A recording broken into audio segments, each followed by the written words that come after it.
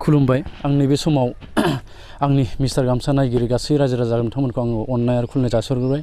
आं नैबे समाव दं आं मोनसे जायगा जि जायगाया सोमोनांथाव जायगा, जि जायगाया नैबे गलाघाट जिल्लानि सिङाव थानाय सिसुपानि दख्रानि सिङाव बे जायगाया दङ आरो बे जायगायाव आं दा नैबे समाव आं दंफैयो आरो नोंथांमोना आंनि उनथिंजाय नुगासिनो दं बे मा जायगा आरो माबायदि जायगा। आं नोंथांमोननो सिगांनि मोनसे जारिमिनारि फुख्रिनि भिडिअ बानायनायाव नोंथांमोननो बुंदोंमोन मोनसे सोमोनांथाव जायगा बेवहाय दं होननानै। आं बे जायगायावनो आं दा दंफैयो। नोंथांमोना दा नैबे समाव नुगासिनो दं बेयो दैखर बायदिसो बे जायगाया, नङा होमबा?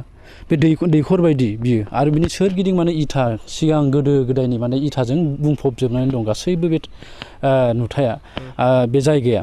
बिनिफ्राय नोंथांमोना नैबे थिं लेभेलखौ नुदों जानो हागौ। बे थिं लेभेला 15 फुटसो गोजौ जागोन बे। होमबा सानना नायदो, होमबा आं थानायजों बे थिंनि लेभेला समान दं, थामहिनबा 15 फुट गोथौ बियो। दा बे मानि थाखाय सोमोनांथाव नोंथांमोननो आङो बेखौ फोरमायनि। बे दैखराव दङ बिष्णुनि मुर्ति दं मोनसे, बिष्णुनि मुर्ति नोंथांमोना नुगासिनो दं। बे मुर्तिया माने 15 फुट गोथौ बे दैखर बायदियावसो दङ आरो बे सोमोनांथावा बेनो माने जोबोद बेनि थागिबि रायजो राजाफ्रा गोबां फोथायो आरो गोबां बेखौ माने सिबिनोबो बेवहाय फैयो। बर' हारिनि होननानै नङा, गुबुन गुबुन हारिनि मानसिफ्रा बेवहाय सिबिनो फैयो आरो बे माने फोरमान मोनो आरो माने बेवहाय जेब्ला नोङो सिबिनो फैगोन अब्लाना मा जायो माने नों अखा हाखाथारो आरो माब्लाबा सोंनानै नायफोर बिनि थागिबि सुबुंफोरनाव, ओनसोल खाथि खालानि सुबुंफोरनाव सों जे बेवहाय आर'ज गाबोबा अखा हागोन ना हाया, बेखौ नोंथांमोना सोंबा मिथिगोन। हागोन होनगोन बयबो, मानो होनबा बे सैथो बाथ्रा। फोथायनो गोब्राबबाबो बे सैथो, मानो होनबा जोङो नुदों। दा आरो आङो फोरमायबावनो बिनि आरो सोमोनांथाव नैथि बाथ्राया जाहैबाय बेवहाय नोङो हाजासे जुब जुब अखा हाबाबो बेवहाय दै थरथिंसेबो थाया।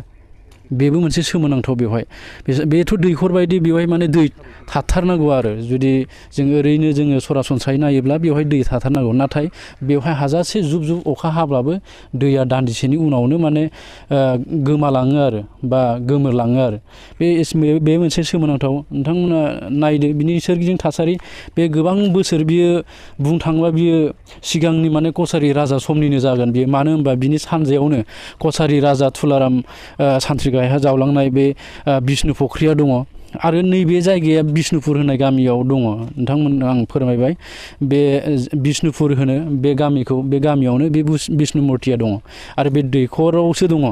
जिथुनाखि जि दैखराव माने नों अखा हायोबा बेयाव दै थाथावथाव माने दै थाथारनांगौ आरो बेयाव, खिन्थु नाथाय दैयानो गैया। दा नोंथांमोना दाबो नुगासिनो दं, मानो होनबा दासान्दिथ' अखाया जुब जुब हालागासिनो दं। दाथ' दैज्लां बोथोर, गोबां अखा हागासिनो दं, नाथाय बेवहाय दै थोबसेबो नुवाखै, गासैबो रानजोबनाय नुदों।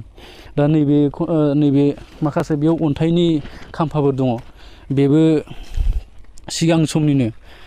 नैबे अन्थाइ खाम्फा, बे मोनसे अन्थाइजों दाननाय, माबायदि दानदों नोंथांमोना बेखौ नायदो।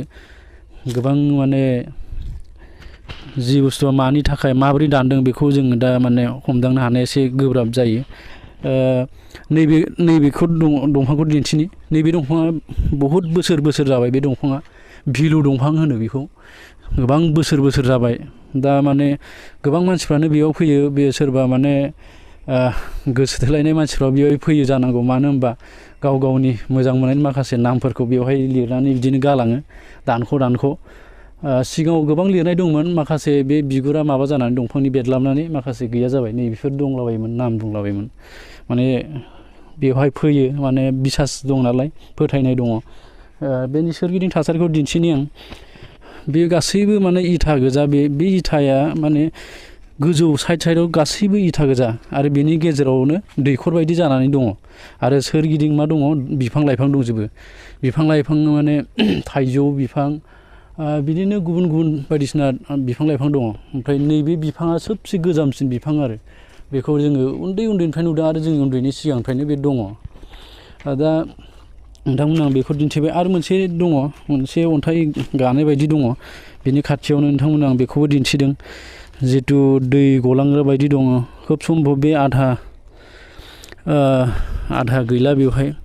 बे मन्दिरा बै सानजाहानो माने 200सो मिटारबो जाजोबनाय नङा 100 मिटारनि एसे बारा जागोन बे राजा फुख्रि दङ बिष्णु फुख्रि माने बेजों एसे सोमोन्दो दं बियो रिलेसन दं बे दैखरजों माने बेनिफ्राय बिसि माने सोमोन्दो दं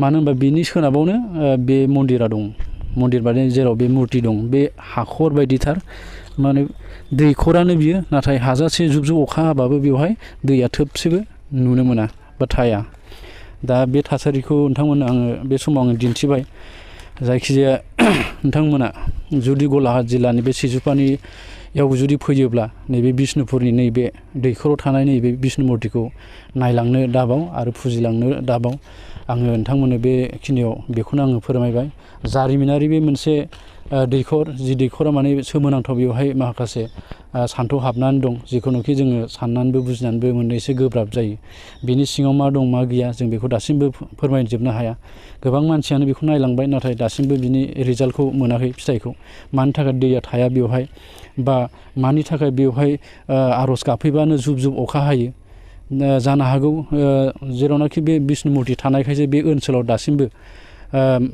खरान बिदि जायाखै गासैबो रायजो राजायानो माने गोसो गोथार बा सुख सान्थि मोनजागासिनो दं माने आबादथिलियाव मोजां आबाद मावनानै दैनि जेबो प्रब्लेम जायालासिनो मोनजागासिनो दं दा बेखिनिखौ आं फोरमायबाय आरो बेखौ आं फोरमायनानै नोंथांमोना आरो आं बेनि उनाव आरो माखासे आं भिडिअ लाबोबावगोन जि भिडिअआ जारिमिनारिजों लोब्बा गोनां आं बेखौ फोरमायनानै नोंथांमोननिफ्राय आं बिदाय लाबाय गोजोन्थों जय बर'